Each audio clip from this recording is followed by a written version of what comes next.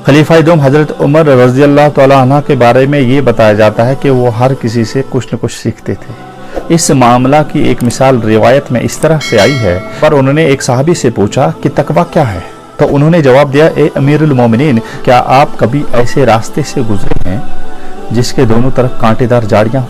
तो हजरत उमर ने कहा कि हाँ, मैं गुजरा हूँ। तो उन्होंने पूछा, फिर आपने क्या किया? हजरत उमर ने कहा कि मैंने अपने दामन समेट लिए और बचता हुआ निकल गया। तो साहबी ने कहा कि यही तकवा है। हजरत उमर का यही तरीका आम हालात में भी था। वो ऊंट वालों से ऊंट की बात पूछते थे और बकरी वालों से बकरी की बात पूछते थे। इसी तरह जो शख्स भी उनसे मिलता उसको उसी के मैदान की बात दरियाफ्त करते थे।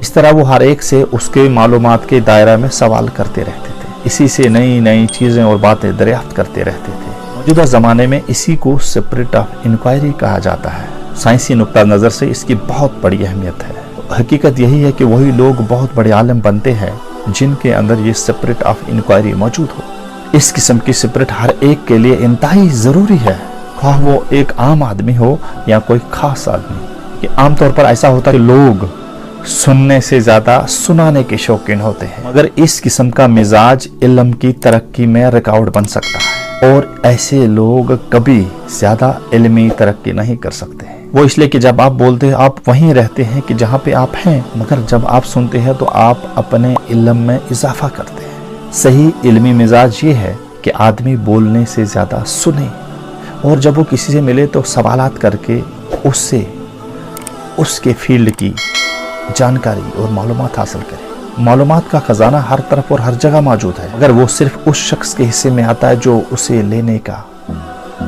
सलीका जानता। बहुत बहुत शुक्रिया।